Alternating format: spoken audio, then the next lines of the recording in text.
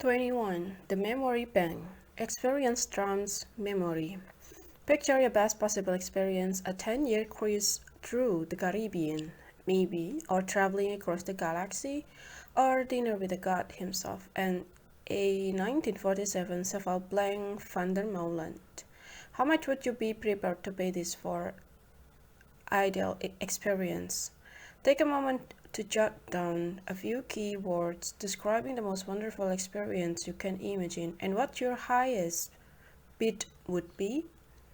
A follow-up questions. How much would you be willing to pay if you were not able to remember it afterward? If you had no idea what your Caribbean yacht even looked like? If you climbed out of your space capsule back on Earth and didn't know whether the planets in a faraway solar system were green, blue, or red, and if you couldn't recall whether God was a man or a woman, let alone the taste of the wine? If you could rack your brains as long as you like and find nothing left, not even a trace. Most people I ask reply that such an experience is not worth having. You probably feel the same. But how much would you be willing to pay for the experience if you could remember it afterward for one day, 1 year, 1 decade? Sadly, there are no scientific studies on this question that was originally posited by Daniel Kahneman. The responses I have gathered are anecdotal, but the general consensus is that experiences only count if you remember them. Let's call this phenomenon the memory bank. The longer we live with a memory, the greater the value it accrues.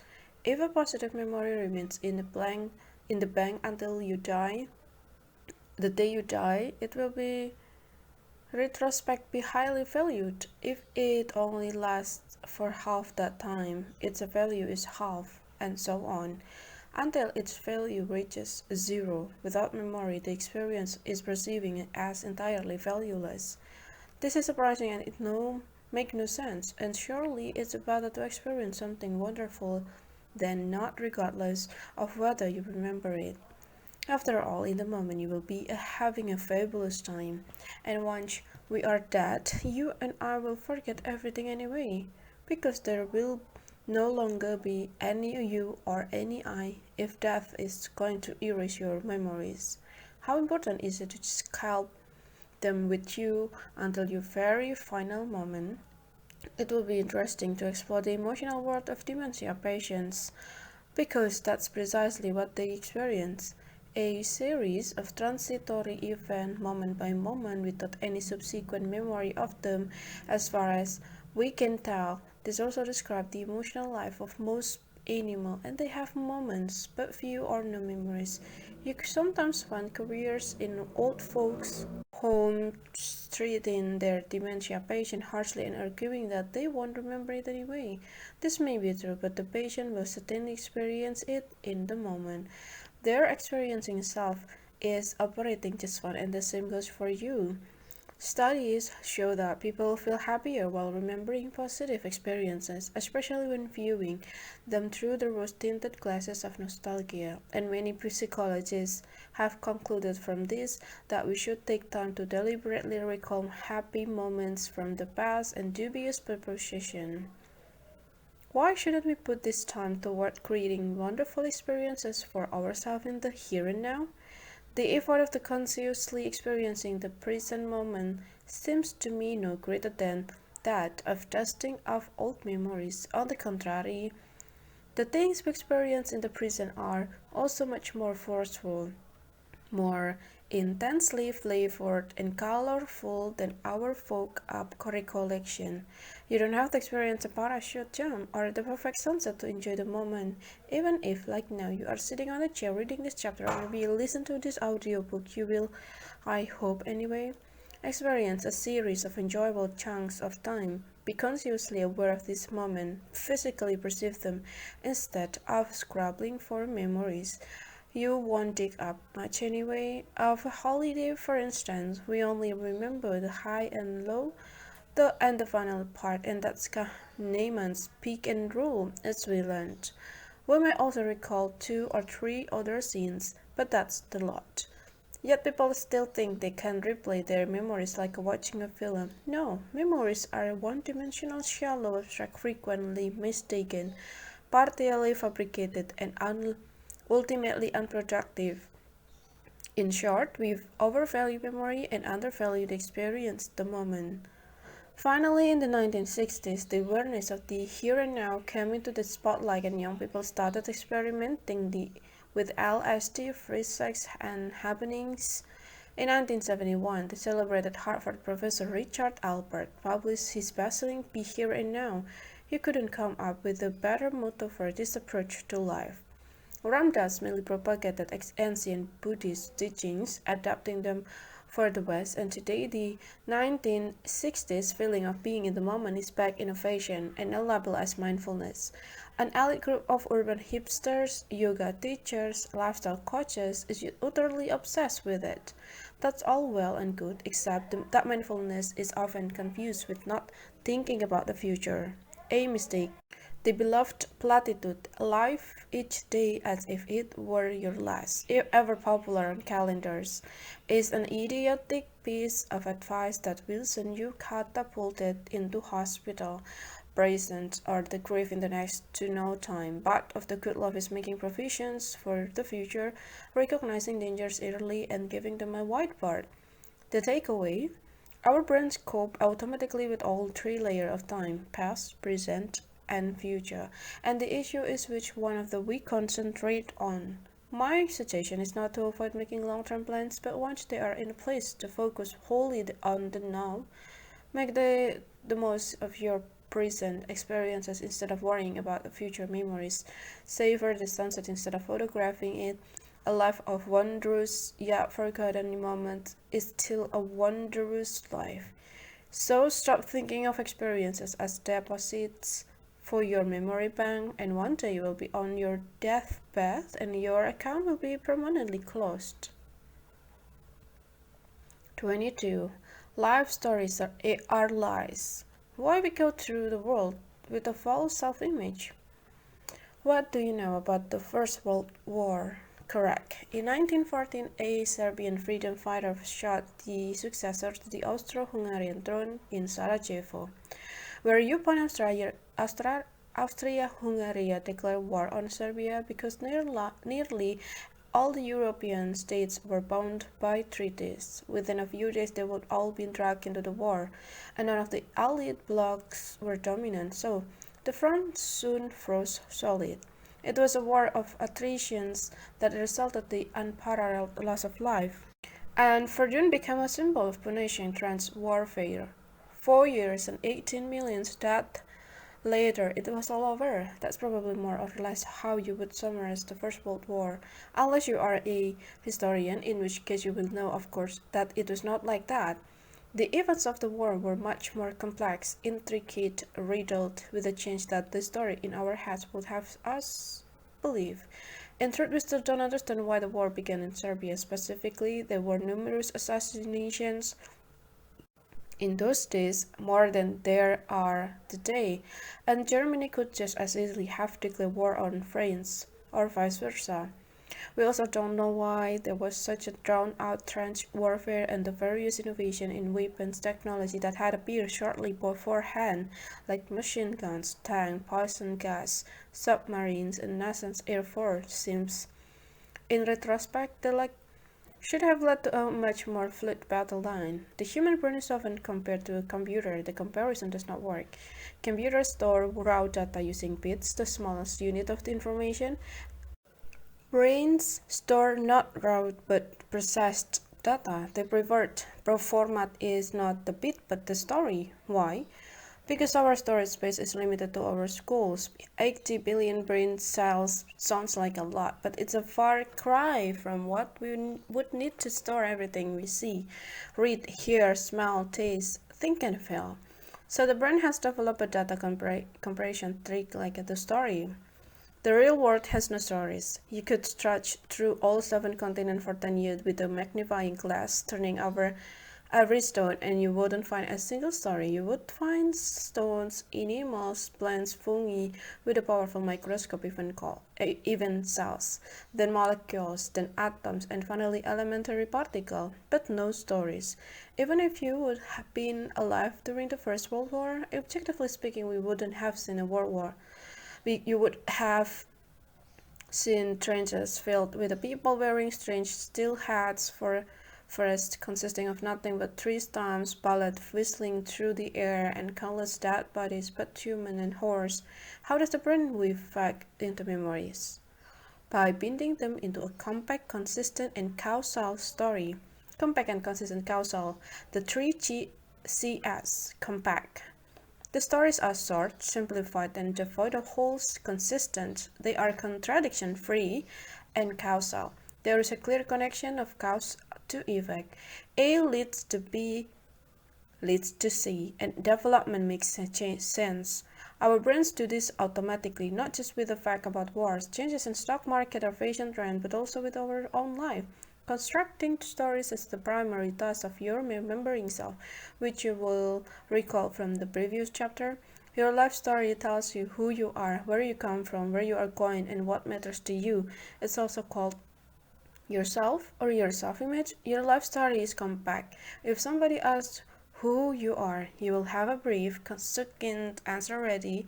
It's a consistent thing that don't fit or comfortably forgotten, and you plug gaps in your memory with that astonishing inventive skill. It's causal. Your actions make sense. There is a reason behind everything that happens in your life. Compact, consistent, and causal. Yet how realistic is the life story you carry around in your head about as realistic as the portrait of me by a 3-year-old son dust in chalk on the living room wall? Perhaps now you are saying, okay, fine, but is that actually a problem? To write, it's a problem. There are 4 reasons for this. First, we change more rapidly than we think. This is true not just of our likes and dislikes, hobbies, favorite music, favorite food, but also of such as supposedly inalterable things as the personality trait and values. The person we will be in the 20 or 40 years for whose future well-being we are working so hard today, toiling 17 hours per week, bringing up children, buying a vacation home is guaranteed to be a different person from the one we imagine. Perhaps this person won't want a holiday home anymore and will look back uncomprehendingly at your heart attack and the 70 hours week you spent working for anonymous taskmasters and shareholders. Second, our life seems more amenable to planning than it actually is. Change plays a far greater role than we would like to think, and the notion of fate, of fortuna, the goddess of luck, an intellectual to try to test it and for millennia, has been almost entirely expunged the past 100 years. This is why we are so devastated when something bad strikes out of the blue. Accidents, cancer, war, death. Until the previous century, such a catastrophe were more readily accepted.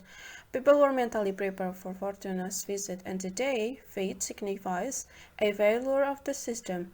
Part of it to good life, however, is putting the mental tool of Fortuna back in its rightful place. The third, our fabricated life story makes it difficult to judge individual fact plainly, without interpretation, without context, without excuse. Excuses are brake pads that stop us learning from our mistakes. And fourth, we see ourselves as a better, more good-looking, more successful, and more intelligent than we really are.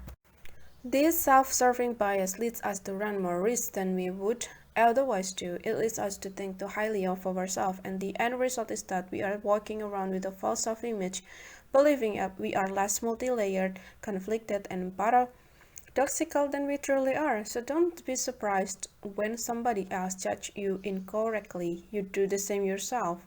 A realistic self-image can only be gleaned from someone who is known you well for years and who is not afraid to be honest.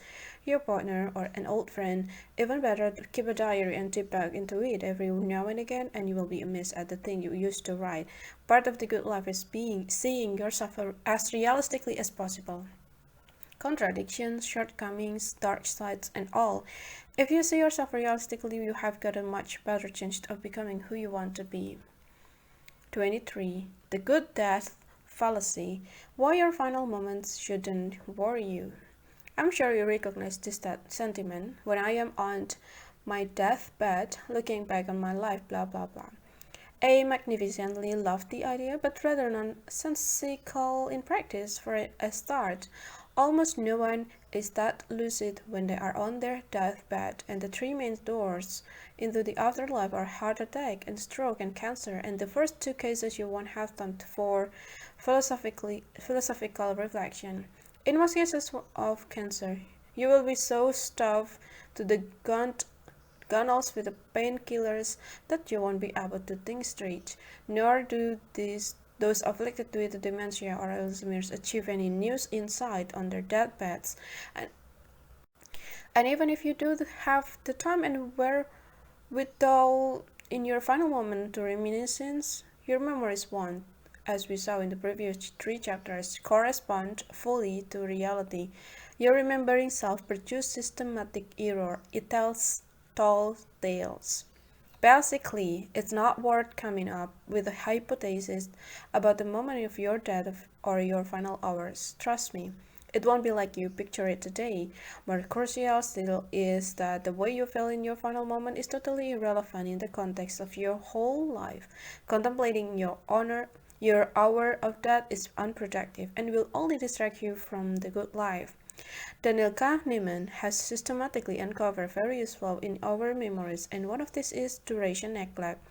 The duration of an episode is not reflected in your memory of it. Your brain retrospectively judges a 3-week holiday no more or less positively or negatively than a 1-week holiday.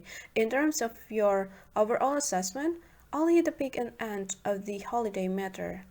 Yeah, you will remember a film that's exciting throughout, but which ends unsatisfactorily as a bad film. Ditto for parties, concerts, books, lectures, homes, and relationships. Does the same go for judging a whole life? Let's find out. We will evaluate Anna's life. Anna was never married and had no children. She was extremely happy, enjoyed her work, loved her holiday, her free time, and her many friends. At the age of 30, she died suddenly and painlessly in a car accident and rate the attractiveness of Anna's life on a scale from 1, terrible, to 9, fantastic, with 5 as the midpoint, like so.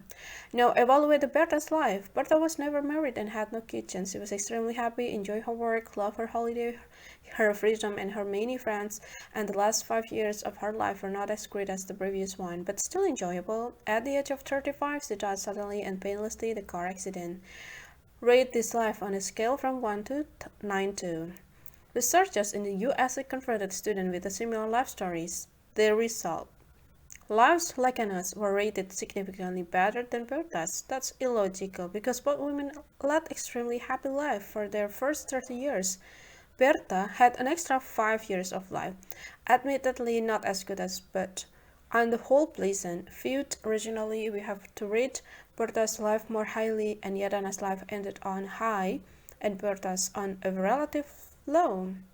The peak end rule comes into play here, but it still seems remarkable that the extra 5 pleasant years were not counted. The researchers termed this the James Dean effect. Dean died in a road accident at the peak of his glittering career at the tender age of 24. If he would lived further years or decades as a moderately successful and moderately happy actor, many people would doubtless rate his life as less attractive. And now, I would like you to read Anna's and Berta's life once more, this time supposing that the accident took place when Anna was 60 and Berta 65. Everything else remains unchanged. How would you rate them now? Take a moment before you read on.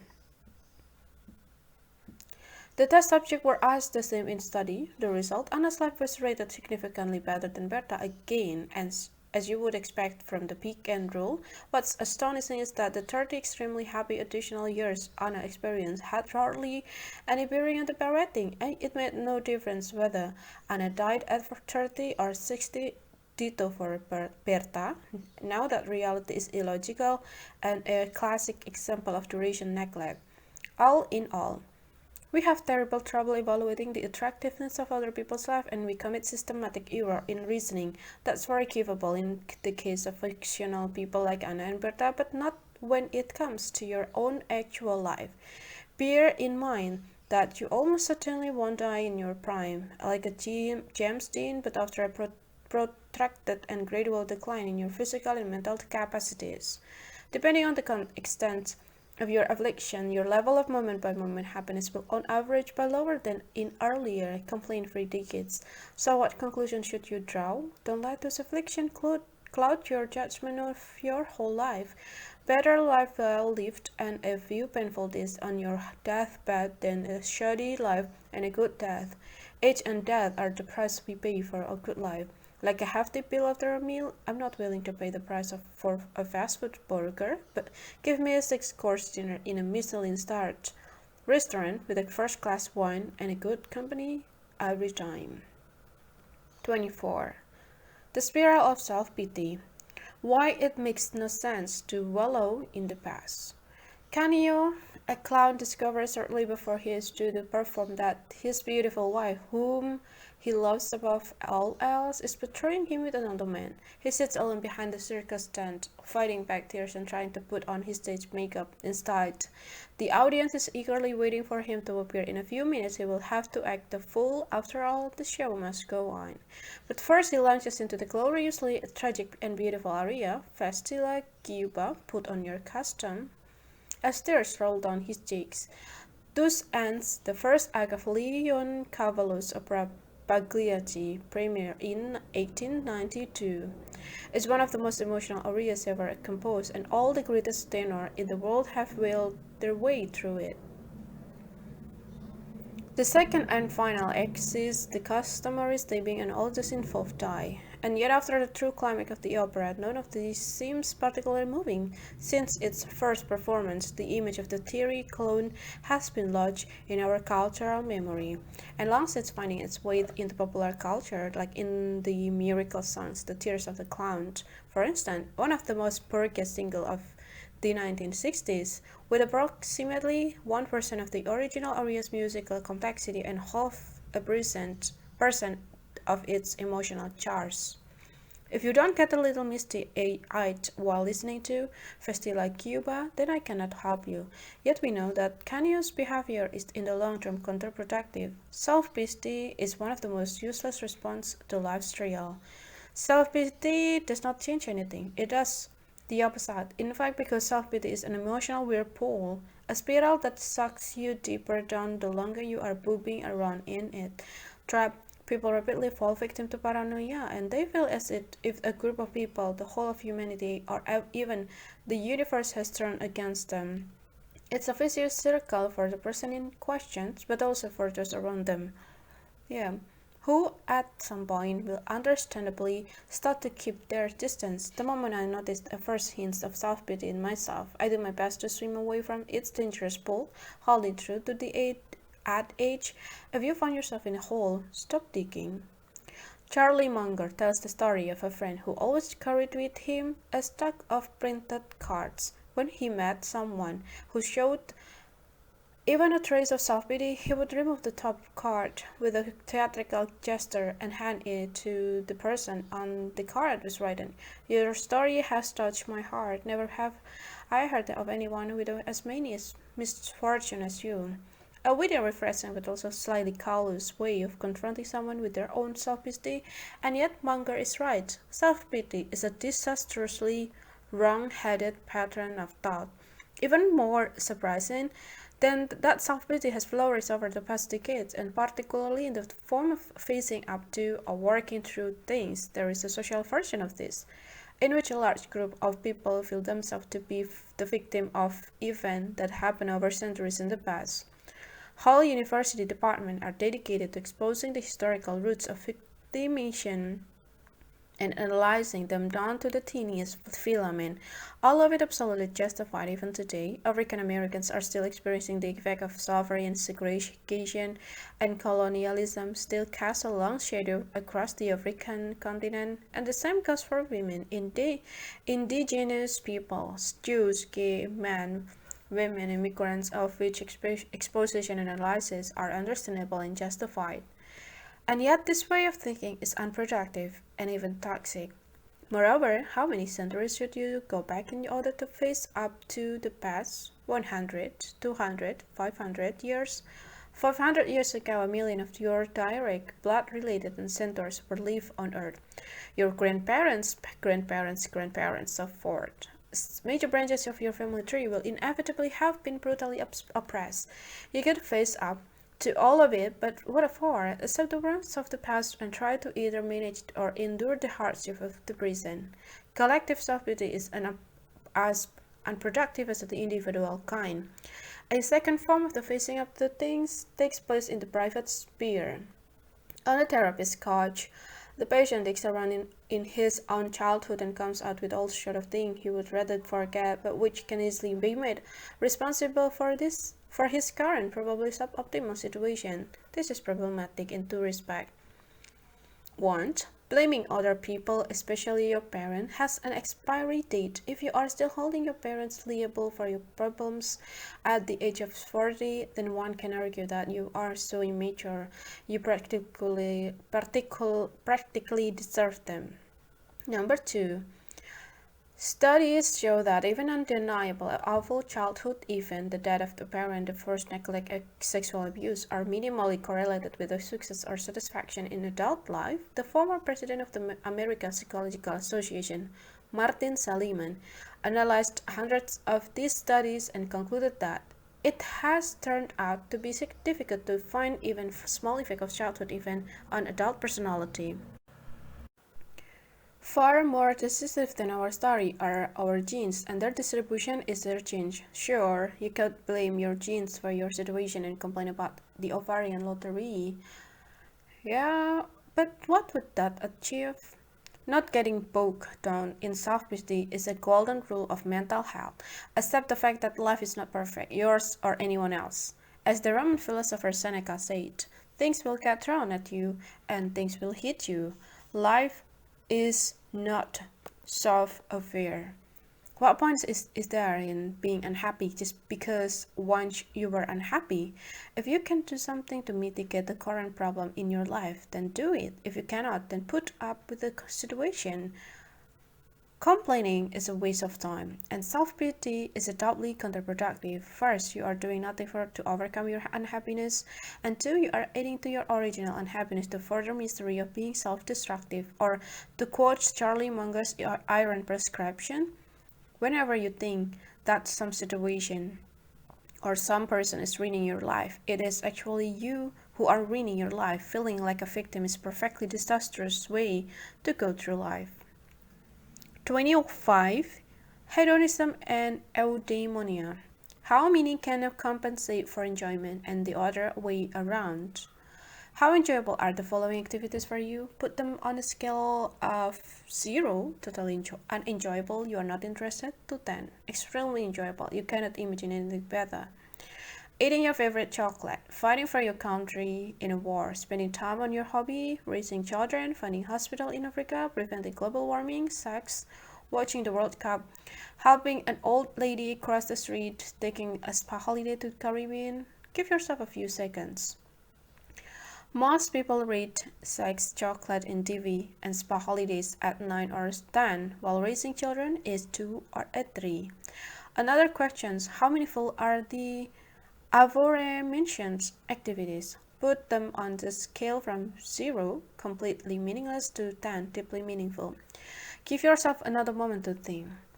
Most people come up with a totally different order. Raising children is rated significantly higher than a spa holiday. Helping an old lady cross the street is more meaningful than stuffing your face with a chocolate. And what really matters? What should we be focusing on? Which activities contribute to a good life? The enjoyable ones or the meaningful ones?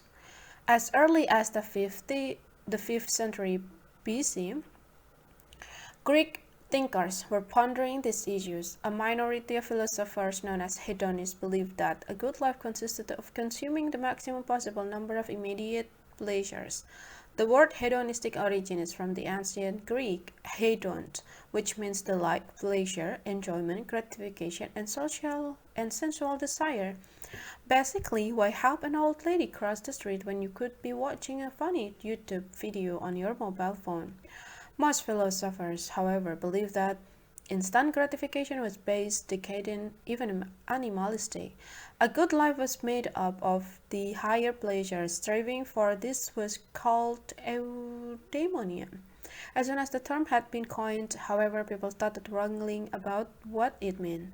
Many philosophers concluded that higher pleasures meant virtues. Only an honest life could be a good life. Hospitals in Africa basically instead of the World Cup, some virtues were considered especially conducive to happiness. Plato and Aristotle both believed that people should be as temperate, courageous, just as prudent as possible, and these were a new word were gratefully adopted several centuries later by the Catholic Church and proposed into what became known as the cardinal virtues prudence, temperance, fortitude, and justice. Follow this logic. Consequently, you reach absurd conclusion. Things like a Nazi war criminal who is basking on an Argentinian beach is not really happy, whereas the pious missionary who is being eaten alive by cannibals is. As the Harvard psychologist Don Gilbert has laconically remarked, so it's all a bit of a muddle. The psychologist Paul Dolan at the London School of Economics has tried to disentangle it. Just as every musical note has two qualities, pitch and volume, every experience moment has two components, a pleasurable or hedonistic component and the meaningful component. The hedonistic component is the instant gratification. The meaningful component, on the other hand, refers to our perception of how purposeful a moment is. Eating chocolate, for instance, has a greater hedonistic but a smaller meaningful component. At least for most people, the ratio between the two components is reversed. However, if you are helping an old lady cross the street, Paul Dolan's refusal to define more precisely meaningfulness or purposefulness, as he puts it, means he can abandon the whole 2,500-year-old virtuous house of cards of collapse behind his back, true to the motto, I know it when I see it. Everybody knows instantly how meaningful or meaningless an experience moment is. Right now you are listening to this audiobook, or maybe do something. The pleasurable component is probably smaller than a sip of Chateau Petrus, but hopefully the meaningful component is bigger. Your author's experience is yet more extreme, and writing this chapter admittedly unenjoyable. I'm struggling, but the attempt to get my thoughts down on paper in an intelligibly form feels highly meaningful. Purpose and pleasure as the two cornerstones of happiness is a bold and original move, as Donald Kahneman has observed. Every year, Hollywood produces 400 to 500 films, $1 billion industry. No wonder researchers are trying to figure out why people go to the cinema, hoping to create a recipe for a surefire blockbuster. For a long time, the hedonistic film theory reigned supreme and give the audience just enough excitement, not too boring, not too stressful, to transform them away from their banal realities, often them beautiful actor and entertaining stories with a happy ending. And yet, blockbusters keep being produced whose success does not rely on this recipe and thus cannot be explained hedonistically. Your life is beautiful, for instance, or a beautiful mind. Only recently have a film scholar confirmed what a good director and writers have known from the beginning. There has got to be a meaningful component, something besides the sheer gratification. Even a sad movie film on a shoestring budget can be good if there is enough meaning in it. Meaningfulness also plays a role on the job market. Young employees, in particular, are willing to accept a salary below market standard to participate in meaningful projects. This is good for idealistic startup and bad for major corporations that later have to compensate for their deficit in meaning by upping the hedonistic component. Like artists, of course, have always had to consider this trade-off. Is it better to die in the place of artistic glory or sell out to a mass audience for hard cash?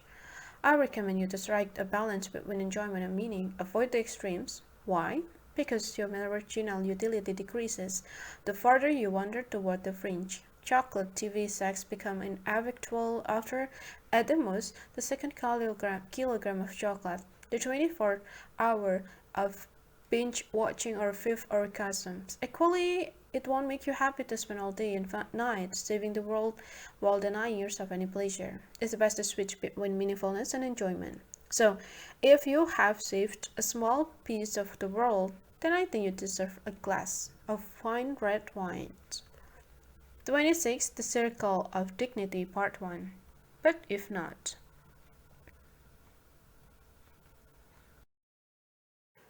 In 1939, shortly after Germany invaded Poland and set in motion the Second World War, England began sending soldiers across the English Channel. They were intended to support the French in the imminent battle with the Germans. 1 year later, in May 1940, 300,000 British troops were stationed in and around Dunkirk, a port town in northern France. That same month, German forces attacked Belgium and Holland and marched into France. A few days later, the British found themselves surrounded. It was only a question of time before the Germans slaughtered them. The situation was hopeless. A British officer telegraphed 3 words to London. But if not. Questions. How would you interpret those 3 words? A person familiar with the Bible, something taken for granted in those days, would have realized in a flash what those words mean. They come from the Old Testament. The Babylonian king Nebuchadnezzar announces to the 3 God-fearing Jews, "If you worship not that image of my God, you shall be cast the same hour into the midst of the burning fiery furnace." The king gave the 3 men time to consider. They reply, "O Nebuchadnezzar, we are not careful to answer thee in this matter. If it be so, our God whom we serve is able to deliver us from the burning fiery furnace, and he will deliver us out of thine hand, O king. But if not, be it known unto thee, O king, and that we will not serve thee gods and not worship the golden image which thou hast set up." The message that reached London in May 1940 said, "The situation here is Dunkirk is bleak. We are surrounded. It will take a miracle to get us out of this, and we are determined not to give up, come what may." All that was contained in the 3 words, "but if not." It was an expression of total commitment. A few days later, the British evacuated 338,000 French and British troops in a chaotic operation that incorporated 800 destroyers, fishing boats, merchant ships, leisure craft, and Thames ferries. Even today, people talk about the miracle of Dunkirk. Because few people are so conversant with the Bible today, hardly anybody understands the significance of "but if not." A modern equivalent might be "over my dead body." This attitude has defined a sharply delineated area of my life that encompasses everything and not up for negotiation. It contains preferences and principles that need no justification. For example, I never do anything for money that I wouldn't do for a tenth the offered sum. In other words, I never let money be the decisive factor. I never put photos of our children online. I would never badmouth my family or friends to anybody, even if I had a reason to, which has never happened. Analogously, the circle of competence, I have dubbed this the circle of dignity, and the idea connect back where we encounter the pledge. The circle of dignity draws together your individual pledges and protects them from 3 forms of attack: better arguments, mortal danger, and deals with the devil. This brings me to the first part of my trilogy about the circle of dignity, the threat of better arguments. We will take a closer look at the second and the third threats in the following 2 chapters. As with the circle of competence, the size of your circle of dignity does not really matter. What's vital is that you know exactly where its boundaries lie. Establishing a circle of dignity has a little to do with the Enlightenment spirit. It conflicts with everything I otherwise hold sacred: clear thinking, rationality, and the supremacy of the better arguments. Is that allowed? Is not progress based on consistently calling everything into questions? The answer, yes. But a small, inviolable, clearly demarcated Circle of dignity is essential to the good life. In fact, I would go so far as to say that it's imperative that things within your circle are not rationally justifiable. If they were, you would never get any space. Your life would have no solid ground. You would always have to be prepared for a better argument to come along, and thus all your preferences and principles and commitments overboard. How do you establish a circle of dignity? Not through deliberation. Rather, it's something that crystallizes with time. For most people, by middle age, this process of crystallization is an indispensable step toward becoming a mature adult, and you need to have experienced certain things, wrong decisions, disappointments, failures, crises, and you need to be self-aware enough to know which principles you are ready to defend and which you are prepared to give up. Some people never develop a circle of dignity. Such people lack a foundation, so they are perpetually vulnerable to cunning arguments. And keep your circle of dignity tight. A small circle is more powerful than a large one, and for two reasons. First, the more you pack into your circle, the more these things are in conflict. You cannot satisfy a dozen priorities. And second, the less you pack into your circle, the more seriously you can commit to your beliefs and the better you can defend them. Commitments are so sacred that by nature they should be rare, warns Warren Buffett. That's true, not only for promises made to other people, but also to promises made to yourself. So be highly selective in your choice of non-negotiable, the principle you refuse to abandon, and so far so clear. But be prepared for one thing. You will disappoint some people by defending your principles, especially people you care about. You will hurt people, you will snub people, you will disappoint hurt and offended in turn. It's a critical you be prepared to deal with all this emotion, because that's the price you pay for a circle of dignity. Only puppets live free of conflict, and the circle of competence, that's 10,000 hours, and the circle of dignity, that's 10,000 ones. Is it worth the price? That's the word questions. By definition, things that are invaluable have no price. If an individual has not discovered something that he will die for, he is not fit to live. Said Martin Luther King, certainly not to live the good life. 27. The Circle of Dignity, Part 2. If you break on the outside.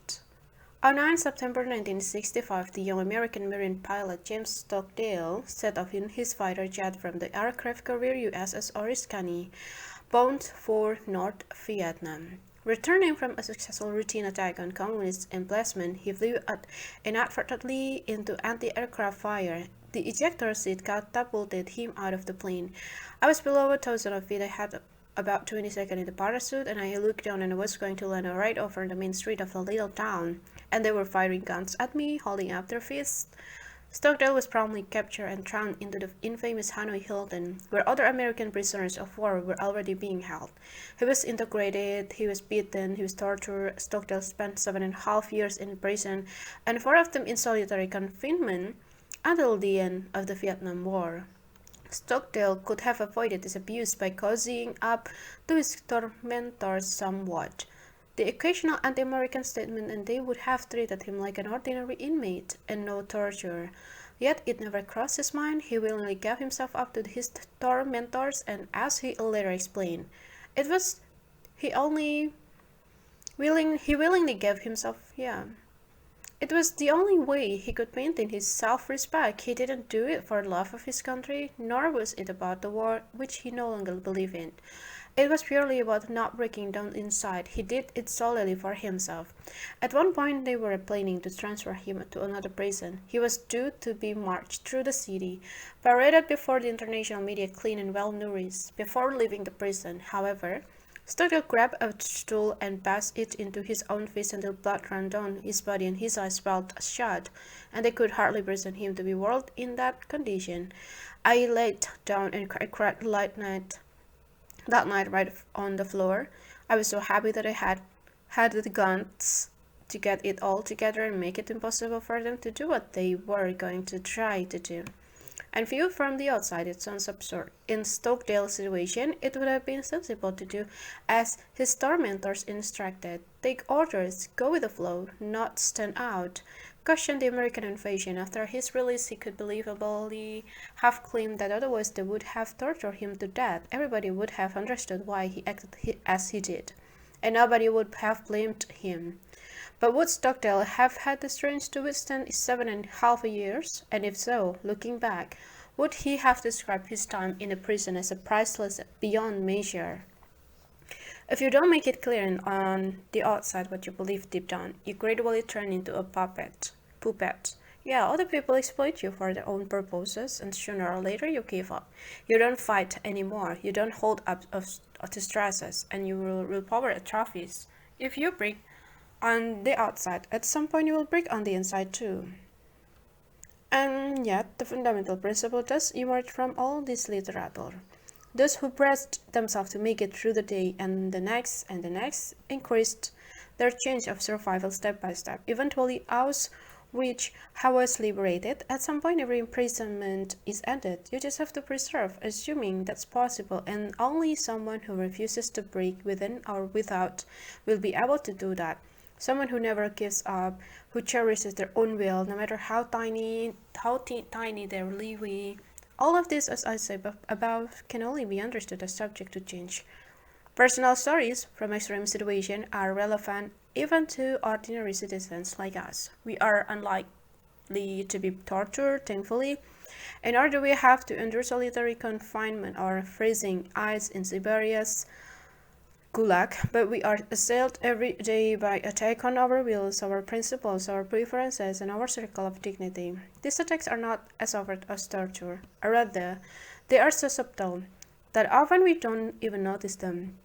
Advertising, social pressure, unsolicited advice from all angles, soft propaganda, fashion trends, media hype, and laws. It's a staff arrows are being shot every day into all your circle of dignity. Sharp poisoned arrows. None of them fatal, but it's keen enough to injure your self-esteem and weaken your emotional immune system. Why is society bombarding you with arrows? Because its concerns are not your concerns. Society cares about cohesion, not about the private interests of a single member. Individuals are dispensable and quickly perceived as a threat to the collective. Especially if they hold divergent principles, society only leaves people in peace if they conform. So brace yourself for those arrows and shore up your circle of dignity. Your circle of dignity, the protective wall that surrounds your pledges, can only be tested under fire. You might claim to hide ideals, noble principles, and distinctive preferences, but it's not until you come to defend them that you will cry with happiness, to paraphrase Stockdale. The worst attack, you will know this from experience, are often not physical but verbal. So let me give you a defensive tactic. Say you are in a meeting and somebody starts going for you, really getting vitriolic. Ask them to repeat what they have said word for word, and you will soon see that most of the time your attacker will fall. The Serbian President Aleksandar Vučić once asked a journalist who had insulted him on his website to read his own words aloud during an interview. The journalist, ashamed, cut the meeting short, and people with a clear circle of dignity fascinate us in literature as in a film, like Todd Anderson in the Dead Poets Society, who stood on the desk to defend his teacher, or think of Socrates, who refused to recant his teaching. He was sentenced to death and drank his cup of hemlock in utter serenity. For most people, the circle of dignity is not a matter of life and death, but a battle of maintain the upper hand. Make it as hard as possible for your assailants, and keep the reins in your hand as long as possible when it comes to the things you hold sacred. If you have to give up, then do so in a way that makes your opponent pay the highest practicable price for your capitulation. There is tremendous power in this commitment. It's one of the keys to a good life. 28. The Circle of Dignity Part 3. The Devil's Bargain. 29. The Book of Worries. How to switch out the lone speaker in your head. Suppose you are God and you are creating a new species. You have already chosen the hardware The new animal is going to resemble a chimpanzee, and you know you are wondering about the software. How strongly, quickly, and sensitively should it react to dangers, especially to the indistinct, purely conjectural kind? If you set your creation's danger sensor too low, the species will soon fall off a cliff or be eaten by its natural enemies. It will die out in 2 seconds flat. But if you set the danger sensor too high, your new species will be perpetually rooted to the spot in terror. It will starve to death before it has the chance to reproduce, giving you the same result: extinction. So, you need the right amount of anxiety, the right setting of the worry detector, and yet what is the right amount? Precisely in the middle between the two fatal extremes. No, you program your species to err on the side of caution.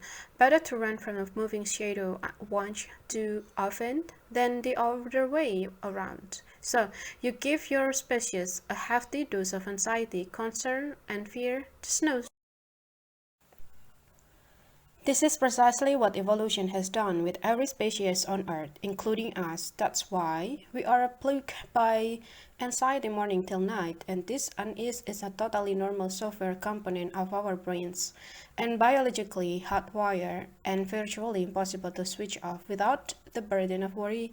Neither you, dear reader, nor I, nor any other human being would exist. Over millions of years, constant anxiety has proved itself as an excellent survival strategy. Let's be glad it has, but there is a catch. Our level of anxiety is no longer proportional to the actual dangers of living. You are not on the savannas anymore, and where there is a saber-toothed tiger lurking around every waterhole. In fact, 90% of your worries are superfluous, either because the problems you are turning over in your mind are not really dangerous or because you cannot do anything about them anyway.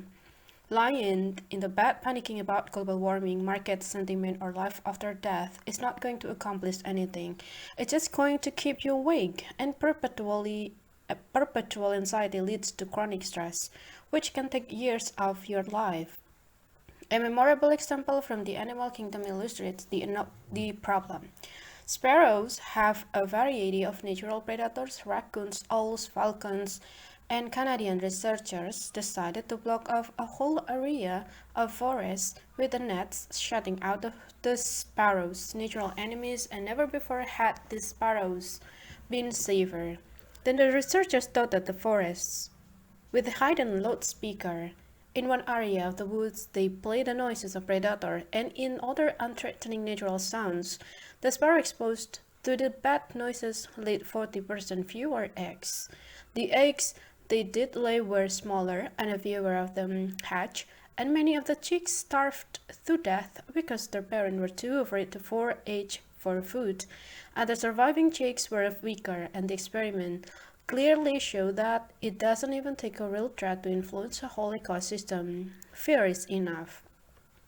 What goes for spar- what goes for sparrows also goes for a human being. Worse still, we are afraid not just of predators but also of all sorts of different things, and moreover, breeding has become a popular diversionary tactic because it's easier to deal with abstract questions than to engage with the actual problems.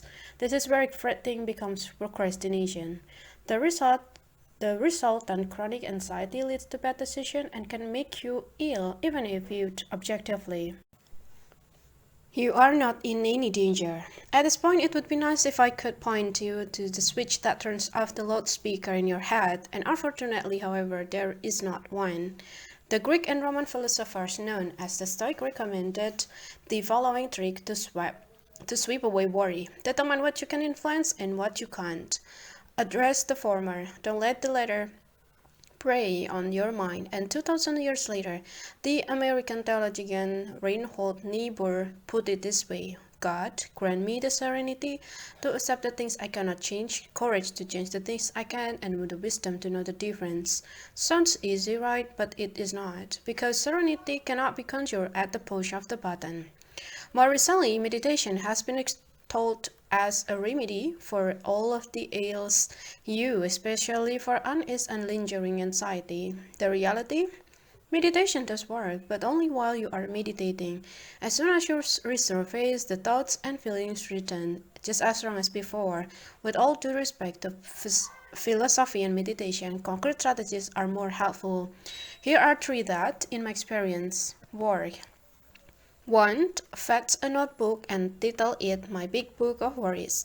Set aside a fixed time to dedicate to your anxieties. In practical terms, this means reserving 10 minutes a day to jot down everything that's worrying you, no matter how justified, idiotic, or vague. Once you have done so, the rest of the day will be relatively worry-free. Your brain knows its concerns have been recorded and not simply ignored. Do this every day, turning to the fresh page each time, and you will realize incidentally that it's always the same dozen or so worries tormenting you. At the weekend, read through the week's notes and follow the advice of Bertrand Russell when you find yourself inclined to brood on anything, and no matter what, the best point always is to think about it even more than you naturally will. Until at last its morbid fascination is worn off. In practical terms, this means imagining the worst possible consequences and forcing yourself to think beyond them. You will discover that most concerns are overblown, and the rest are genuine dangers, and those must be confronted. Number 2. Take out insurance. Insurance policies are a marvelous invention. They are among the most elegant worry killers, and their true value is not the monetary payout when they raise the problem, but the reduced anxiety beforehand. 3. Focused work is the best therapy against brooding. Focused, fulfilling work is better than meditation. It's a better distraction than anything else. If you use these three strategies, you will have a real change of living a carefree life, a good life. Then perhaps even if you're younger years, or at least in the middle age, you will be able to chuckle over Mark Twain's late in life insight. I am an old man and have known a great many troubles, but most of them have never happened. 30. The opinion volcano. Why you are better off without opinions. Should the minimum wage be increased? Should shops be allowed to sell genetically modified foods? Is it a fact that global warming is caused by human activity, or is it the hysterical fantasy of the environmentalist politicians? Should advocates of Sharia law be deported from Europe? I'm sure you have an answer that they're ready for all these questions. As politically interested people, you don't need more than a second to decide. In reality, however, these questions are far too complicated to be settled in the blink of an eye. Each of them demands at least an hour's concentrated deliberation for a sensible resolution to be reached, and the human brain is a volcano of opinions. It spews out viewpoints and ideas non-stop, and no matter whether the questions are relevant or irrelevant, answerable or unanswerable, complex or simple, the brain tosses out answers like confetti. In doing so, it makes three mistakes.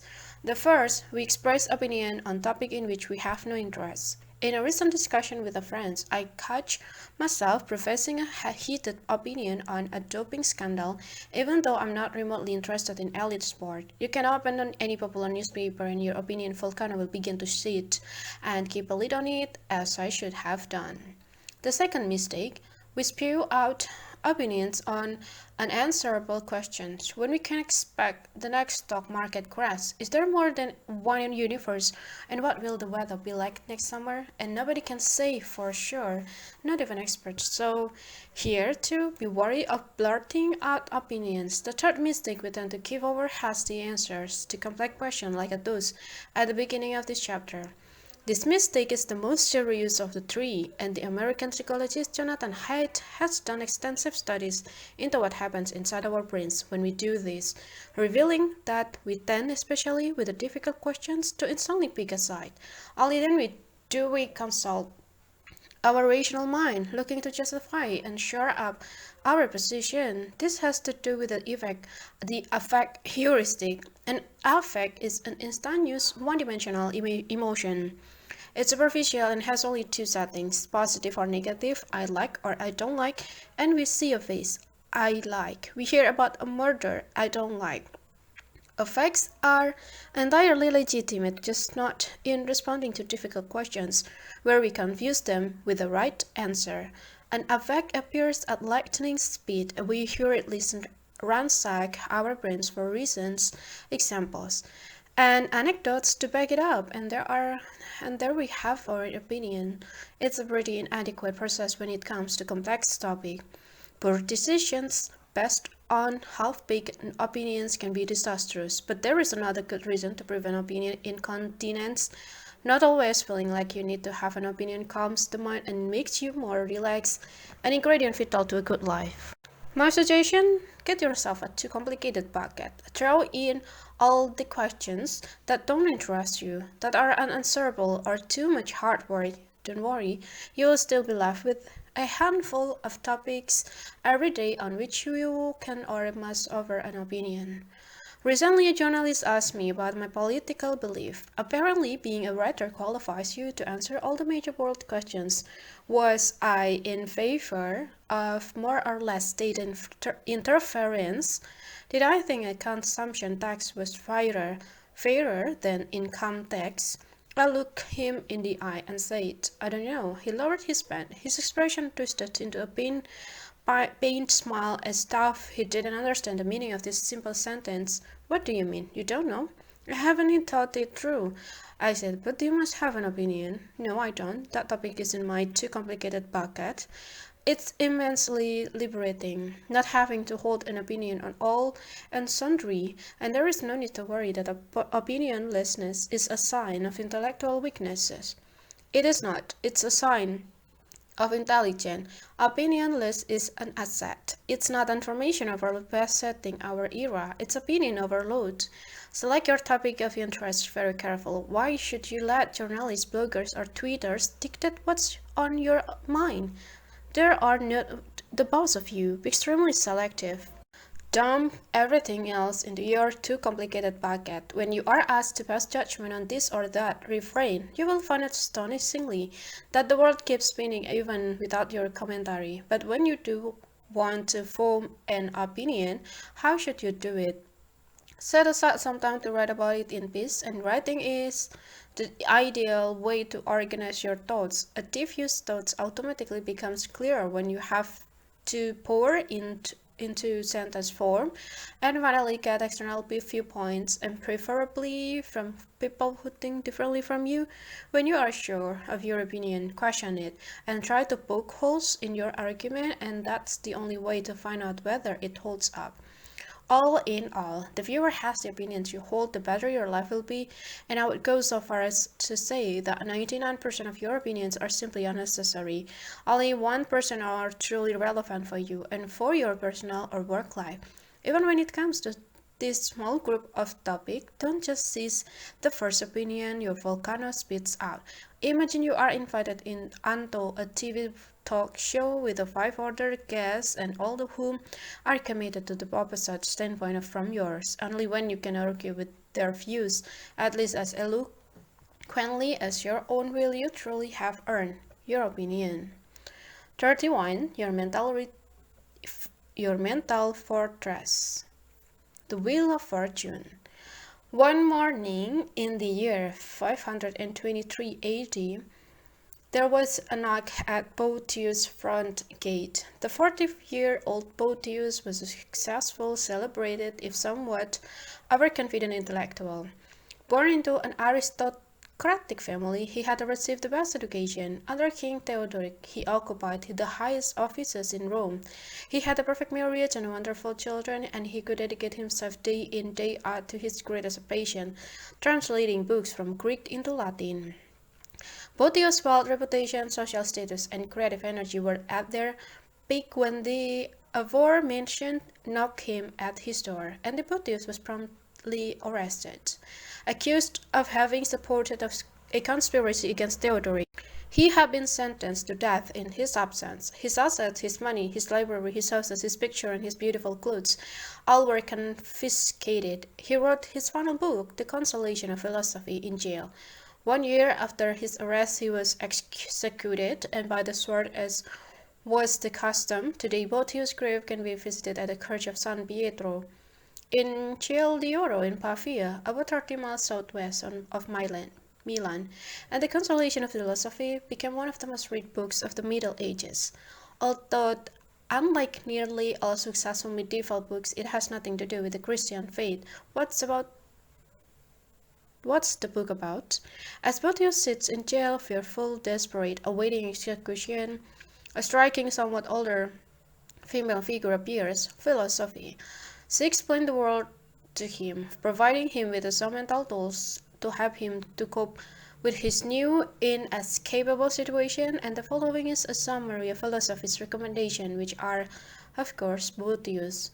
First, accept the existence of fate. In Boethius' day, people like to personify fate as Fortuna, a good goddess who turned the wheel of fortune, in which highs and lows were endlessly rotated. Those who played along, having to catch the wheel as it rose, had to accept that eventually they would come down once more, so don't be too concerned about whether you are ascending or descending. It could be turned on its head. Second, everything you own, value, or love is ephemeral. Your health, your partner, your children, your friends, your house, your money, your homeland, your reputation, your status. Don't set your heart on those things. Relax, be glad if fate grants them to you, but always be aware that they are fleeting, fragile, and temporary. The best attitude to have is that all of them are on loan to you and may be taken away at any time by death, if nothing else. The third, if you, like a Boethius, have lost many things or even everything, remember that the positive has outweighed the negative in your life, and all sweet things are tinged with a bitterness. Whining is misplaced.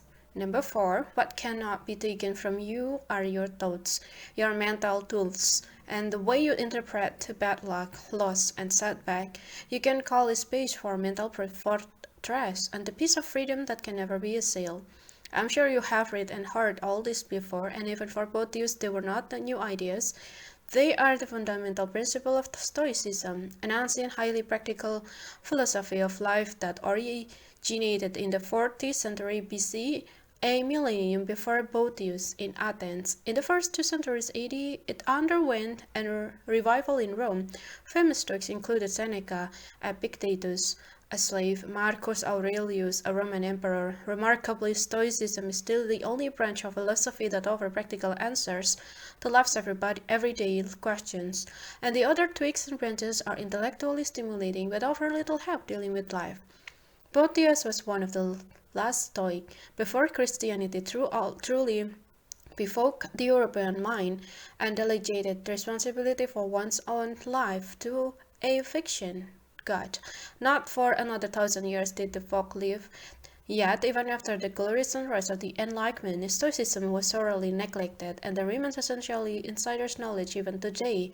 Flashes of Stoic thinking have emerged here and there, as when the Holocaust survivor Viktor Frankl wrote, "The loss of the human freedom is to choose one's attitude to things," and perfectly describing the mental fortress. If you read Primo Levi, you will be amazed how stoically he recounts his experiences in the concentration camp. And we met fighter pilot and Stoic James Stockdale, who spent 7 years as a prisoner of war and 4 of them in a solitary confinement. On the whole, however, the Stoics' ideas are alien to us these days. If you use the word fate, you probably mean a systemic failure rather than the wheel of fortune. Unemployment, hunger, war, sickness, even death itself, we blame the system for everything. We assume we have fallen through the crack, but that's the wrong way of thinking about it. Precisely because the fate strikes more rarely in our neck of the woods, at least it hits us harder emotionally. Moreover, the more complex and interconnected the world becomes, the greater the likelihood of radically new and totally unexpected blows of fate. In short, it's more worthwhile than ever to invest in the intellectual toolkit that emotionally prepares you for loss. You don't have to be Boethius. Jews are under the Third Reich or ordinary people caught in the Syrian civil war to be struck by fate. An internet storm can wipe you out. A global financial crisis can determine your saving, and your partner falls in love with a Facebook friend and throw you out of the house. All of that's bad, but none of it's deadly. the greatest trials of faith you have already overcome. Think of the improbability of your conception, of the thousand of an agonizing birth your mother and your two grandmothers, your grandmother's grandmothers, and so forth had to endure, some of them bleeding to death, just to bring you into the world. And now you are moaning about your stock portfolio halving in value? Simply put, the world is full of unrest and change, and every so often your life will be unturned. You won't find happiness in status, in expensive car, in your bank account, or in social success. All of it could be taken from you in a split second, as it was to be with both youths. Happiness can be found only in your mental fortress. So invest in that, not in a Porsche collection. 32. Envy. Mirror, mirror on the wall. Whenever a friend succeeds, a little something in me dies, confessed as the acid-tongue American writer Gore Vidal in an interview. In doing so, he expressed an emotion that nobody likes to admit to, even though it overcomes all of us from time to time. It's the most pointless, useless, and toxic of all emotions. It's envy. Not that the pointlessness of envy is a fresh insight. Even the Greek philosopher warned against it. The Bible illustrates its destructive power with the dozens of stories above all. In the parable of Cain and Abel, Snow White, that criminological fairy tale is an exemplary tale of envy. Nobel Prize winner Bertrand Russell likewise considered envy one of the most important sources of unhappiness. Envy has a bigger impact on your life satisfaction than physical affliction or financial ruin, and the ability to manage it is fundamental to the good life. If you can pull that off, that's a major breakthrough. Unfortunately, we are dealing with an evolutionary program that's tough to outwit. Envy is not only a human emotion, it's actually an animal instinct. The primatist researchers Fran de Waal and Sarah Brosnan rewarded two capuchins for simple tasks with a piece of cucumber each and seemingly satisfied. The monkeys gratefully accepted their pieces of cucumber, and next time, however, the researcher rewarded one capuchin with another piece of cucumber, but the other with a sweet grate. When the first monkey saw that, it threw its pieces of cucumber out of its cage and refused to cooperate. This is the interesting thing about envy. The more we compare ourselves with others, the greater the danger of jealousy. Above all, we envy those who are similar to us in terms of age, career, environment, and lifestyle. And tennis pros compare themselves with the tennis pros, top executive with the top executives, writer with writers, and you're not comparing yourself with the Pope. So you are not jealous of him. Ditto for Alexander the Great or a super successful Stone Age human from your part of the world. Ditto for someone or another planet, a majestic great white shark, or a gigantic redwood tree. None of them magnificent being, though they may be as a suitable object of envy. And here we have the solution to the problem. Stop comparing yourself to other people, and you will enjoy an envy-free existence and steer well clear of all comparison, and that's the golden rule. Easier said than done. Sometimes comparisons are practically shoved down your throat. At the University of California, for instance, is obliged by law to make the salaries of its researchers public, and there is a website where researchers can see what their colleges earn.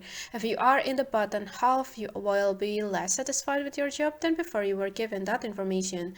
In other words, transparency has crashed happiness. Another much larger, frankly enormous experiment in comparison is social media. By now it's common knowledge that Facebook leaves many users frustrated and tired, and in a study at Humboldt University, researchers decided to find out why. Top of the list, you guessed it, envy. Understandably so, because Facebook is practically designed to make similar people compare themselves with each other. It's a perfect breeding ground for resentment. I would recommend giving social media a wide berth. All those silly statistics like likes, followers, friends. It generates a hyper propensity for comparison that budget unhappiness. And not only that, the images uploaded have nothing to do with your friend's normal life. They have been meticulously curated, giving the fake impression that others in your social circle are doing better than they really are. Never before have so many people compared themselves with so many others, and the internet has turned jealousy into a modern day epidemic. So after you withdraw from social media, you should try to minimize the urge to compare yourself with others in everyday life too, and avoid school reunions, for example, unless you are top dog in all possible respect like income, status, health, family well-being. And yet, how will you know that unless you attend? You cannot. That's why you don't go in the first place. Choose a place to live, a city, a neighborhood where you are in the local elite, and the same goes for your peer group. Don't join a Rotary Club full of millionaires unless you are also wealthy, and you might be better off with the volunteer fire service, and you will be doing something meaningful. Above all, however, be aware of the focusing illusion, which we discuss in the chapter 11. Let's say you are envious of your neighbor because he is inherited a glossy silver Porsche 911 Turbo. You can see the silver kitten as your neighbor affectionately calls his vehicle, neatly parked outside from your living room window.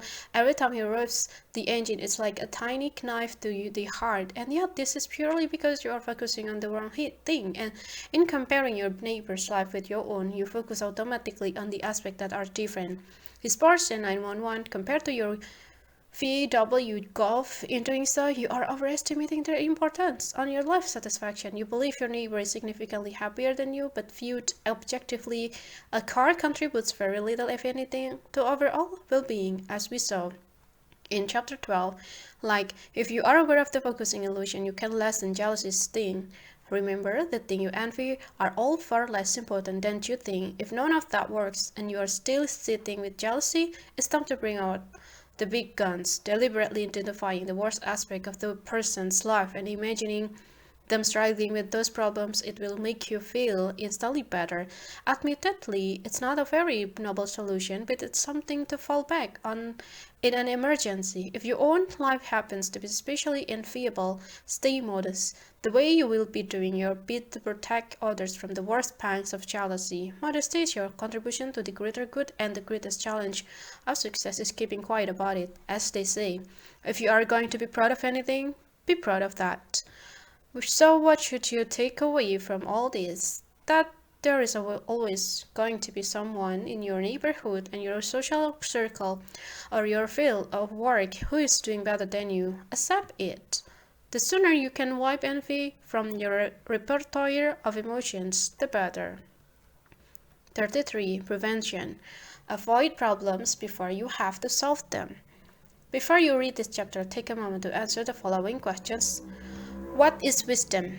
Maybe you are getting spontaneous images of wise old ladies and wise old men pooping into your head and people who have vast reservoir of experiences. Maybe you are thinking of professors whose book could fill a small library, or you are picturing honest, natural living folk, herdsmen in the Swiss Alps, or simple fresh fishermen in the Amazon Delta. Perhaps you are imagining a hermit meditating cross-legged on a mountain top. Enough imagining. Back to the questions. What is wisdom?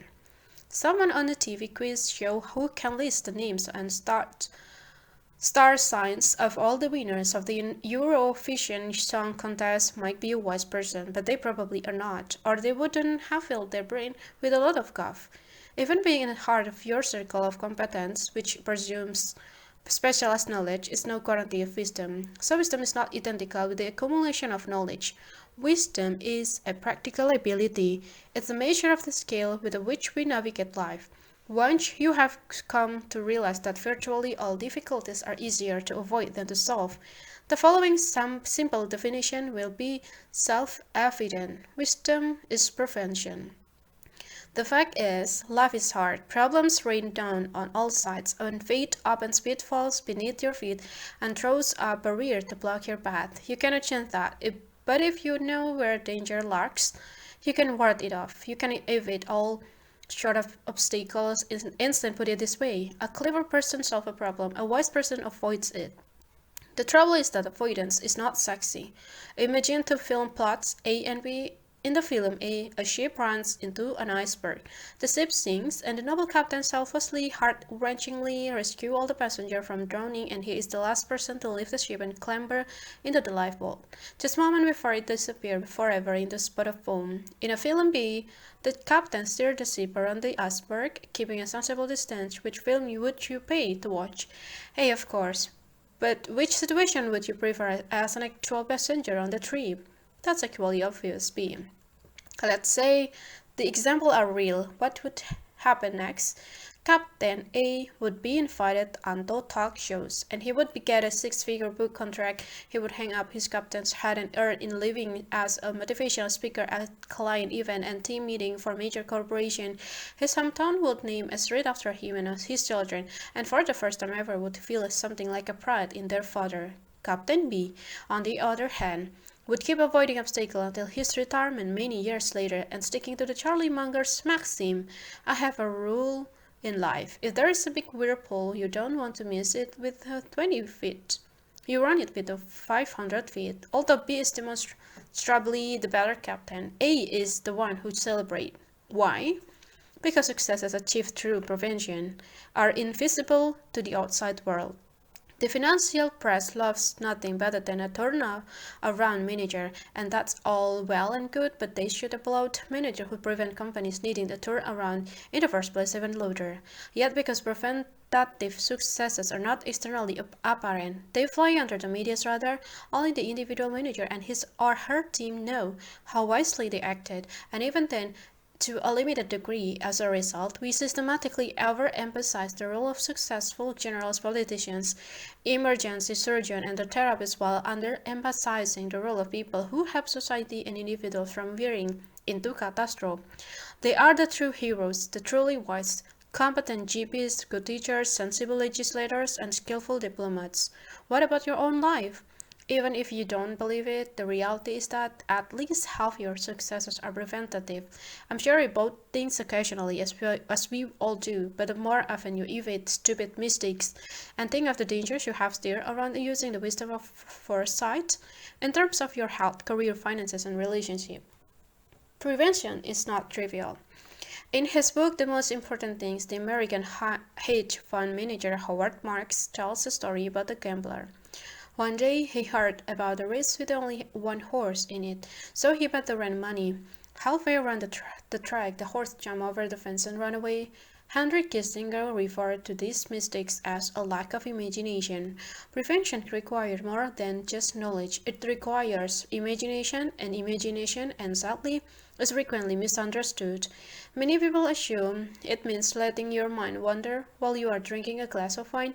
Unfortunately, this is unlikely to produce any new ideas. Imagination means forcing yourself to think possibilities and the consequences all the way through until the last drops of juice have been squeezed out. Yeah, imagination is hard work, especially so. You might be thinking, when it comes to looming problems, do you really have to keep harping on potential disasters? Won't that just get you down? Experience says no. According to Charlie Munger, all my life I have gone through the life anticipating trouble. It didn't make me unhappy to anticipate trouble all the time and be ready to perform adequately if the trouble comes. I recommend spending 15 minutes a week focusing intently on the potential catastrophic risk in your life. Then forget all about it and spend the rest of the week happy and carefree. And what you're doing in those 15 minutes is called a pre-mortem. Imagine, for example, that your marriage is on the rock, you have suddenly gone bankrupt, or you have had a heart attack, and I'll track back, analyzing what led to this imagined catastrophe. Break down to the underlying causes. As a final step, try to address these issues so that the worst never actually happens. Of course, even if you do all this regularly and conscientiously, you will still overlook dangers and make the wrong decision. And those unavoidable disasters can be mitigated by facing up to reality and tackling problems straight away. But in terms of the foreseeable difficulties, it's easier to avoid them than to resolve them. Wisdom is prevention. It's invisible, so you cannot show it off. But breeding is not conducive to a good life anyway, you know.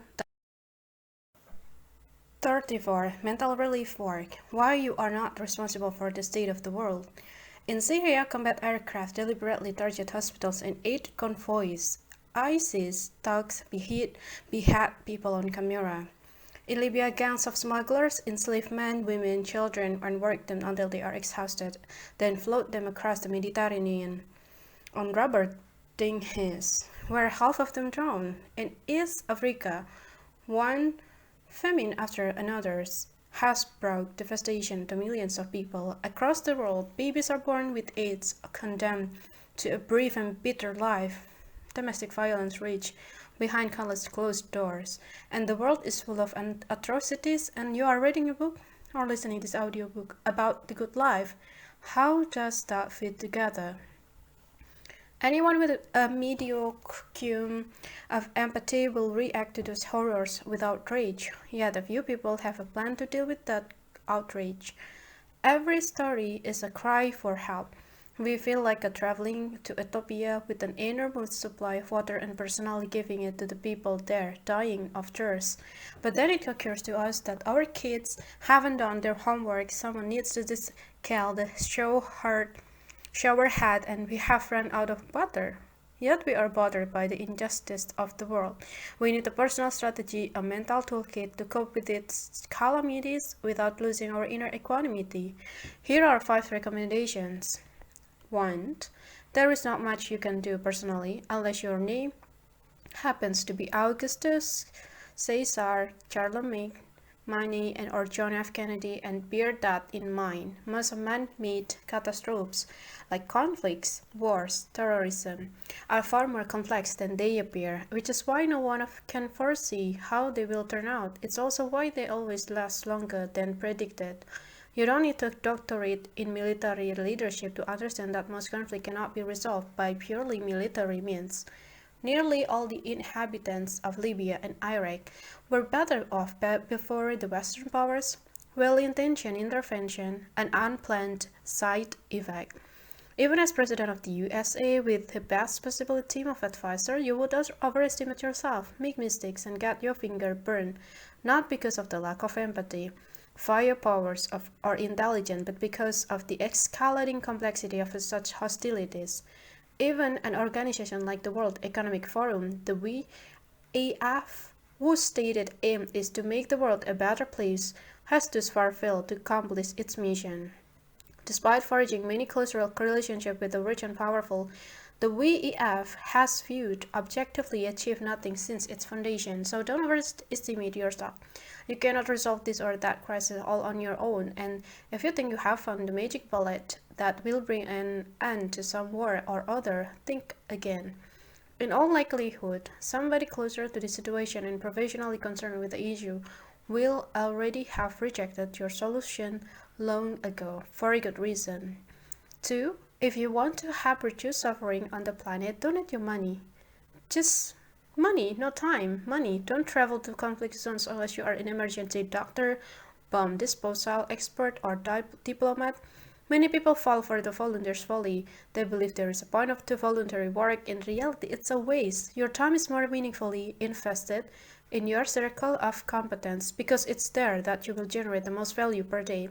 If you are installing water pumps in Sahara, you are doing work that local well diggers could carry out for a fraction of the cost. Plus, you are taking work away from them. Let's say you could dig 1 well per day as a volunteer. If you spend that day working at your office and use the money you earn to pay local well diggers, by the end of the day you would have 100 new wells. And sure, volunteering makes you feel good, but it shouldn't be about that. And that warm, good Samaritan glow is based on a fallacy. The first-rate specialist on site will put your donation to more effective use than you could yourself. So work hard and put your money in the hands of professionals. And number 3, drastically restrict your news consumption, especially when it comes to humanitarian catastrophes. Sitting in front of your television watching images of disaster and wringing your hands is not going to help anyone, not the victims, not you. And being interested in global tragedies is nothing more than voyeurism. Staying informed may make you feel more human, but the truth is you are deluding yourself. And the victims, if you really want to understand a conflict, war, or catastrophe, you are better off reading a book. Even if it is not published for another year, you cannot change anything as the drama unfolds anyway, except your true donations. Number 4, You can reasonably assume that the universe is teeming with a life, and that similar crises, disaster, and suffering are rife on countless planets besides your own. This idea helps us to get some perspective. In other words, evil is all around us, always. It's universal and cannot be stamped out. Since your personal resources are limited, you have got to focus.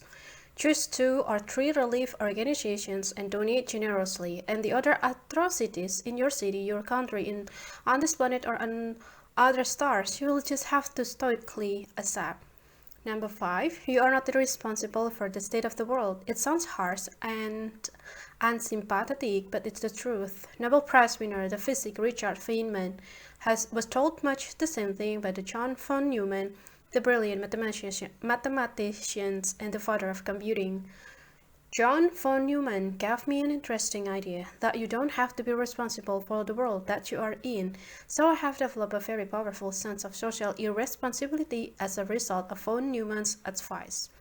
It's made me a very happy man ever since. What Feynman means by social irresponsibility is this. Don't feel bad for concentrating on your work instead of building hospitals in Africa. There is no reason to feel guilty that you happened to be better off than a bombing victim in Aleppo. Your situation could easily be reversed. Lead an upright, productive life and don't be a monster. Follow that advice and you will already be contributing to a better world. The upshot, find a strategy to help you cope with the global atrocities. It doesn't have to be one of I have suggested here, but it is important to have a plan.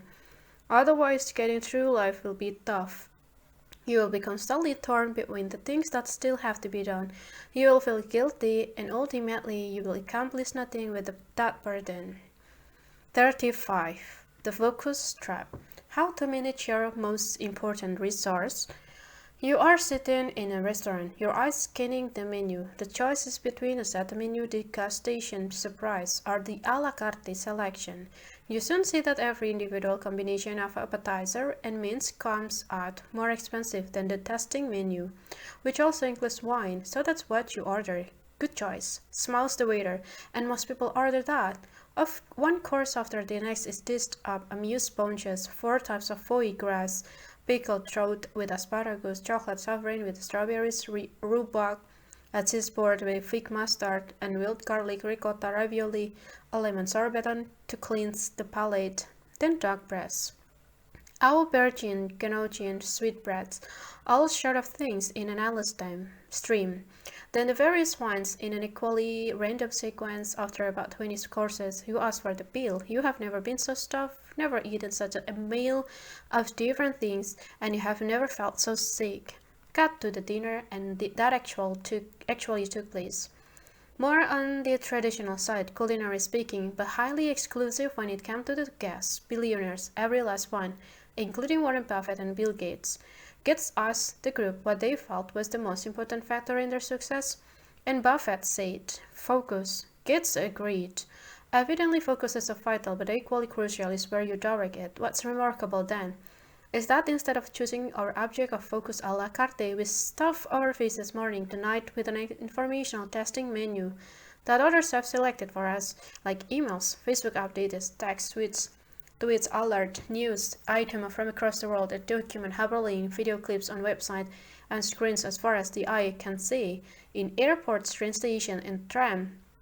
All of them vying for our attention. We are chastisely entertained with the sometimes banal, sometimes thrilling stories, and we are flattered, hood, and over suggestion, and so we feel a little like a kings, when in reality we should feel like a spoon-fed slaves. All these offerings are tough, not give, loses with not wins, debits, not credits. An Instagram post, no matter how beautifully designed, is a debit. Breaking news is a debit. An email is a debit in most cases. And the moment we read it, we pay in focus, time, or even money. Focus, time, and money are our 3 most important resources. The latter 2 are most familiar. There are even the science devoted to time and money, referred to in that context as work and capital. Focus, however, is a little understood, although today it's the most valuable of these 3 resources, the most crucial to our success. and our well-being. Unfortunately, when it comes to focus, we tend to commit systematic error, and here are several key ways you can avoid them. Number one, don't confuse what's new with what's relevant. Every novelty product, opinion, new item wants an audience, and the louder the world, the louder the novelty must shout in order to be heard. And don't take this noise too seriously. Most of what's hailed as revolutionary is irrelevant. Number two, avoid content or technology that's free. They are the definition of focus traps because they are financed by advertising. Why would you voluntarily walk into the trap? Number three, give everything multimedia a white bird. Images, moving images, and in the future, virtual reality accelerate your emotions above a safe speed and markedly worsening the quality of your decision making. Information is the best absorbed in written form, from document with the fewest possible hyperlink books, ideally.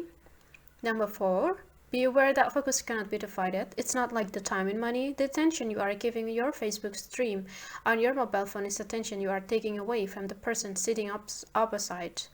Number five, act from a positive of strength, not weakness. When people bring things to your attention and ask, you are automatically in a position of weakness. Why should an advertiser, a journalist, or a Facebook friend decide where you direct your focus?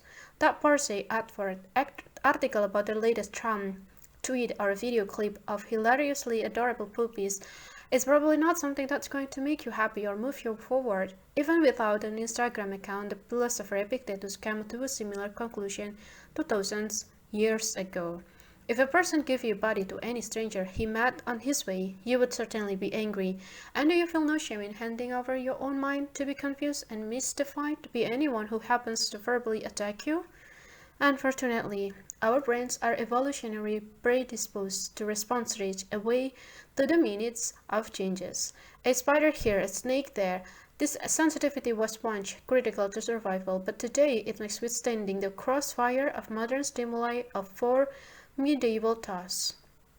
Dealing correctly with contemporary media is not an innate skill, nor is it one you learn by simply hanging you about on the internet, and hence, according to the technology journalist Kevin Kelly, why we have got to deliberately learn how to handle it. How did you learn to read and do arithmetic? By hanging out with the people who could read and do arithmetic? No, you spent years deliberately practicing those skills, and now you need similarly intensive training in how to manage information, the internet, and the news. Focus must be learned. Another aspect, focus on happiness. What does focus have to do with happiness? Everything. Your happiness is determined by how you allocate your attention, wrote Paul Dolan. The same life event, positive or negative, can influence your happiness strongly, weakly, or not at all, depending on how much attention you give them. And essentially, you always live where your focus is directed. No matter where the atoms of your body are located, each moment comes only once. If you deliberately focus your attention, you will get more out of life, and be critical, strict, and careful when it comes to your intake of information. No less critical, strict, and careful than you are with your food or medication. 36. Read less, but twice, on principle. We are reading wrong. A multi-trip ticket on the Swiss National Railway has room for 6 times. Before each journey, you stick the ticket into an orange machine that validates it by stamping the date and time and cutting off a tiny notch along the left edge. Once it has 6 stamps and the ticket is worthless. Imagine a book reading ticket with 50 spaces. The system is otherwise the same. Before you read the book, you have got to stamp to your ticket. Yet, unlike the train ticket, this is the only one you will ever have. You cannot buy a new one. Once the ticket has been used up, you cannot open any more new books, and there is no fair dodging a load and 50 books across the whole lifetime. For many people, that's a non-issue, but for you as a reader of this book or the listener of this audiobook, it's a horrifying thought. How are you supposed to get through life in a half-civilized manner with so few books? My personal library consists of 3,000 books, about 1/3 read and 1/3 skim and 1/3 unread. I regularly add new ones, and I have an annual clear out when I chuck the old ones away, and 3,000 books is a modest library in comparison to that of, say, the Decís Umberto Eco. and yet often I can only faintly recall its content. As I let my gaze wander over the spines, my mind is filled with a wispy thread of memory mixed with a folk emotion and occasionally flashes of a particular scene, and sometimes a sentence will drift by, like an abandoned rowboat in the silent fog, and rarely do I remember a compact precise. There are a couple of books I cannot even say with a certainty I have actually read. I have to open them and hunt for crinkled pages or notes in the margin. At such a moment I don't know what's more shameful, my Swiss cheese memory or the apparently negligible impact of so many of these books. Tough, I do find it reassuring that lots of my friends have had the same experience. For me it happens not just with the books but also with essays, article, analysis and all kind of texts I have read and enjoy, and little of them has stuck. Dismally little. What's point of reading the book when the content largely sweeps away? The felt experience at the moment of reading matters, of course, no questions, but so does the felt experience of creme brulee. And you don't expect it to shape the character of the person gobbling it down. And why is it that we retain so little of what we read? We are reading wrong. We are reading neither selectively nor truly enough. We let our attention have the least. As though it were a dog we are happy to let roam. Instead of directing it toward its splendid quarry, we fritter our most valuable research on things that don't deserve them. Today I read differently than I did a few years ago, just as much, but fewer books. Only I read them better and twice. I have become radically selective. A book earns 10 minutes of my time maximum. Then I give my verdict to read or not to read, and the multi-trip ticket metaphor helps me be more drastic. Is the book I'm holding in my hand a book for which I would be willing to sacrifice a space on my ticket? Few are, and those that do make the cut I read twice in direct succession. Unreasonable. Read a book twice? Why not? In music we are used to listening to a track more than once, and if you play an instrument you will know you cannot master a score on the first attempt. It takes several concentrated iterations before you can hurry on the next pieces. Why shouldn't the same go for books? The effect of reading twice is not twice the effect of reading once. It's much greater. Judging by my own experience, I would put it at a factor of 10. If I retain 3% of the content after one reading, after two readings, it's up to 30%. I'm continually astonished by how much you can absorb during slow, focused reading, how many new things you discover on the second pass, and how greatly your understanding deepens through this measured approach. Okay, let's rewind this a title. 1. Degree of effectiveness. That sounds technical. Can you make a sort of the judgment about the books? And yes, this type of reading is orientated and unromantic, and leave romanticism for other activity. If a book leaves no trace in your brain because it was a bad book or you read it badly, I would count that as a waste of time. A book is something qualitatively different from creme brulee, a scenic flight over the Alps, or sex. And number 2, crime novels and thriller are excluded from the ticketing system because with a few expectations you cannot read them twice. Who wants to identify a killer? Number 3, you have got to decide how many spaces your personal reading tickets should have. I've limited mine to 100 for the next 10 years, and that's an average of 10 books per year. Criminally few for a writer, yet as I said, I read this excellent book twice or even 3 times with a great enjoyment and 10 times the effectiveness. Number 4, if you are still young, say in the first third of your active reading life, you should devour as many books as possible, like novels, short stories, poetry, non-fiction of all stripes. Go nuts and pay no attention to quality. Read your fill. Why? The answer has to do with a kind of mathematical optimization called the secretary problem. In the classic formulation, you are trying to select the best secretary from a pool of applicants. The solution is to establish the basic contribution by interviewing and rejecting the first 37% of applicants. Through indiscriminate reading, or in statistical terms, by taking multiple samples in the first third of your reading life, you will get a representative picture of the literary landscape. You will sharpen your powers of judgment too, which will enable you to be drastically selective later. So don't start stamping your reading ticket until you are about 30, but Be ruthless thereafter. Once you hit 30, life is too short for back